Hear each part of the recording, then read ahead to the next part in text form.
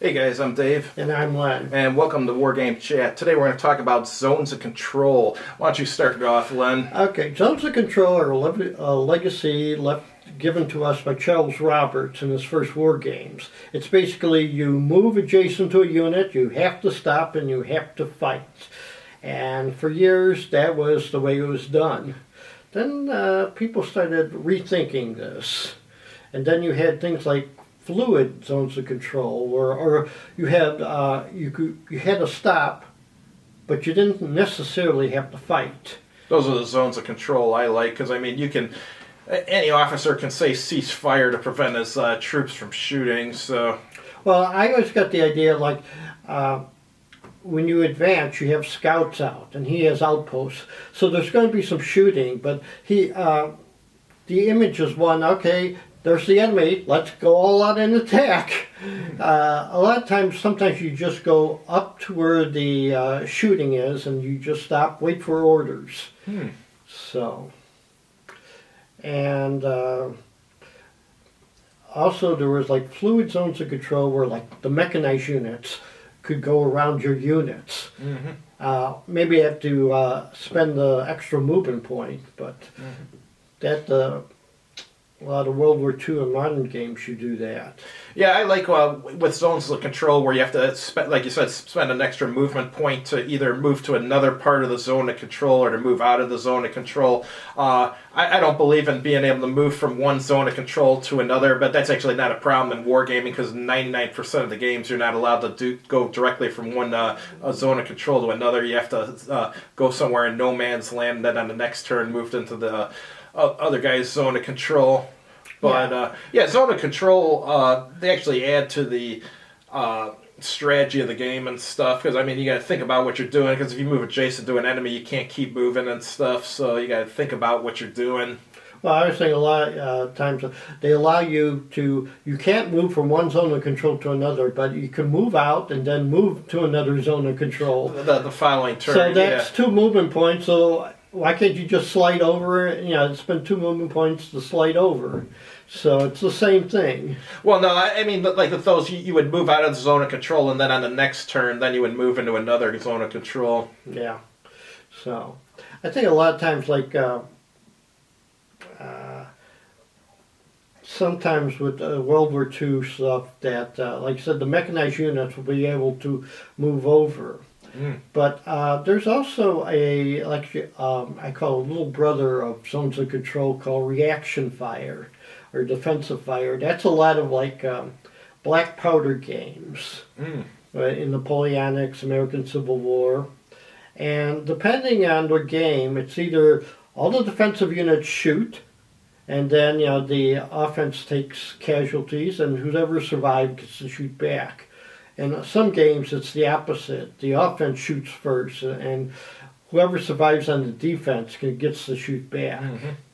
The only problem with this, if you have a big game, this takes forever. Okay, roll. If you roll a 6, you inflict the casualty point. So you're rolling and rolling and rolling. One thing, sometimes games, if you destroy an enemy unit, it still gets to fight back. Sometimes it gets annoying. I prefer it where if you destroy the enemy unit, it does not get to fight back. Or worse than annoying, sometimes you forget. Yeah, that it slows the game back down, and I'm one of the most impatient people you're ever going to meet in this world. So anything that slows the game down, I don't like. One thing I noticed in recent years, some games, instead of defensive fire, you have reaction fire. The defensive unit only fires back if they've been fired upon, and it's simultaneous. So, so if 5 of your units are fired on, the other 40 or 50 don't have to fire back, even though the enemy is within range. That makes sense, because a lot of times, in the black powder era, you're only carrying a limited amount of ammunition. You don't shoot it off. You can't shoot it all off at once. So how many musket balls would an infantryman carry back then in his pouch? Like 20 or something? Well, actually, anywhere from 60 to, I remember the Austrian army carried 30 musket rounds. And one thing in Napoleonic Wars is that the Austrians did very little attacking. Because my theory has always been when you get to use up half your ammo, you go into defensive stance. You only fire when you're attacked. So that's why I like reaction fire, because that mimics it. Okay, let's conserve our ammunition. What's that term they have in the modern military for when your troops are down to one magazine or less of ammo? I think they call it ammo going black or something like that. Yeah.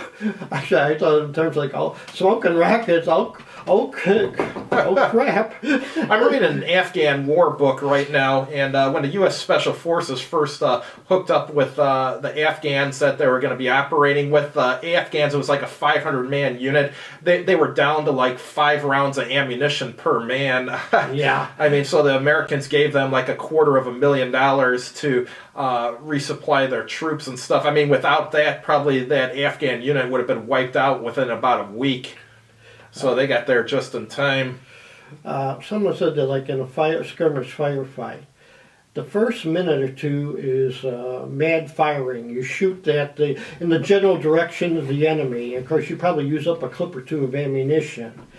Next minute or two is careful firing. There you are, if you think there's a guy behind a tree, you'll shoot, but you wait to, if you see a little bit of cloth or something, you shoot in that general direction. Then after that, you probably used up half your ammunition. So at this point, you're holding your ground, and you don't shoot at the enemy unless he stands up for a few seconds and waves at you, and so you know you have a sure shot. Because if you're down one guy was describing in Vietnam, that he was down, he had only one full magazine left. He had one in the rifle that he knew he shot off a few rounds, so that could empty out any time. So you're very careful, and you don't know when you'll be either reinforced or given more ammunition. So you start getting very careful. And I was thinking at the time the Viet Cong are acting the same way too, Well, this kind of reminds me of some of this, something I read about Dien Bien Phu with the French Foreign Legion and the French Army there and stuff. I mean, they were so low on ammunition, they would only fire if the enemy was attacking, so the Viet Minh were standing up building fortifications in full view of the French, and the French wouldn't waste a bullet shooting them. They were so low on ammo. Yeah, because that's the one of the things when you're low on ammo. Suddenly the enemy can maneuver around you, and they're probably waving as they do. So, yes. So that's the legacy of zones of control. Because in chess we never have any zones of control. Well, war games are the only games with zones of control, but war games wouldn't be any fun without them. Yeah, it's like one of the things that make war games unique. Yeah.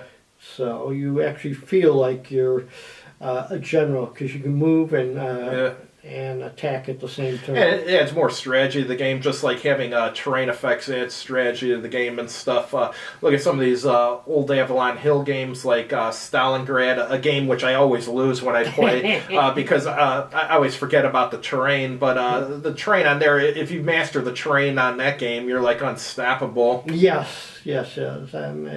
There are nuances to that game that...